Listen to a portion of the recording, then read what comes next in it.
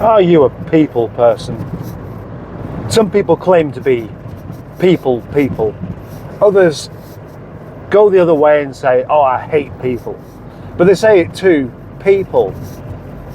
Many times I've had somebody say to me, oh, I really don't like people, I like animals. But you can't really tell that to an animal. I mean, you can do, but the animal won't understand. And the advantage that the person has for getting this message across is that person that you're talking to understands that you don't like them. Or at least don't like somebody else. You can't dislike everyone. Because if you dislike everyone, that points the finger back at yourself as to being the problem. I understand it though, because, well, so many people don't really give a shit. That's how it feels. Everywhere you go, there's a level of not giving a shit around with everything that most people seem to do. But it's not pointing a finger at one particular person, unless it is one particular person. But, for example, littering, dropping dog shit, smashing bottles, parking badly, taking stuff off the supermarket shelf, then deciding that you don't want it and just leaving it somewhere. That doesn't sound that bad, but someone's got to either put it away or generally chuck it away because it's a fresh produce thingy, like meat or even worse, prawns. That's one aspect of people I don't like, but I'm not going to say I can't stand people or I hate people. But the older you get, the more you find your own company is best. Another major thing that I could take issue with is just greed. But it's all related.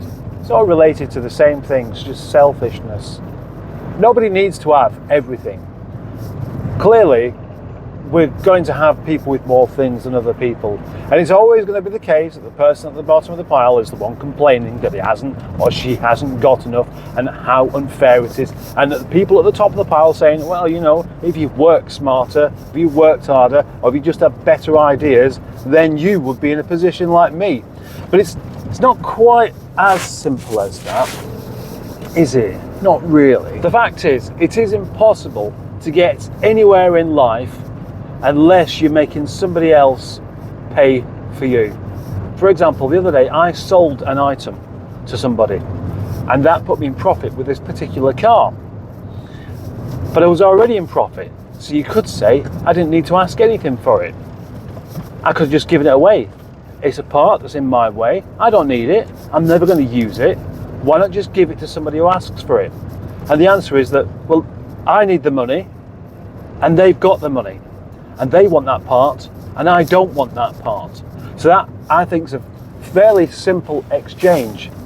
But if you're holding back things, or inflating the price of things just because you can get more money for it, then is that then edging into the being really horrible? The area that I live in has a mix, like most areas, of not so good, good, and very good areas. Houses, cars. You know, my means are quite humble. I have an old car, but I have more than one old car, don't I? I have a few. And I rely on cars like these to then generate some sort of income along with some sort of content. I got in the car today and I thought, what am I going to do when I get to work? Am I going to make a video on the way to work, as I often do? And then sometimes I just want to put Radio 4 on and listen to what other people have got to say, rather than listening to me. Problems do stifle creativity somewhat.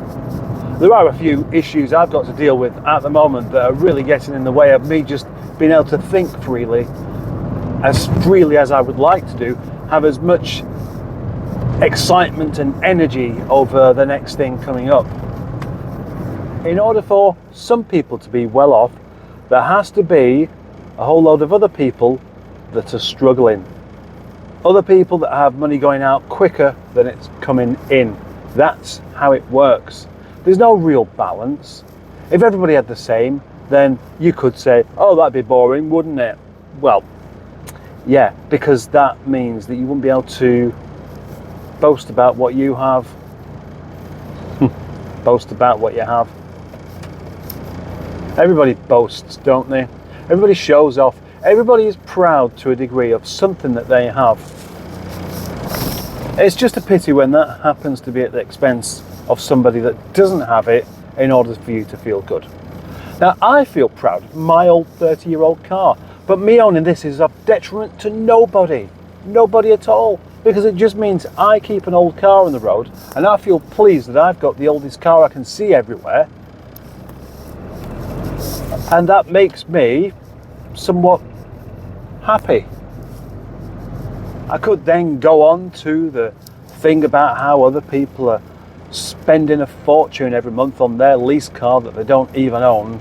And how can you be proud of something that isn't even yours in the first place? How can you be excited by it? And no wonder people drive so badly, because they're not even looking after their own property. But I won't, because it sounds like I've already done it. I have dreams I'd like to follow. I'd love my own big house. I'd love to design my own house. I'm getting way too late in life to really think about that seriously, but I can keep it as a dream. But do dreams come true? And can you realize a dream if you've not been dreaming it? Does actually picturing something help it become a realization?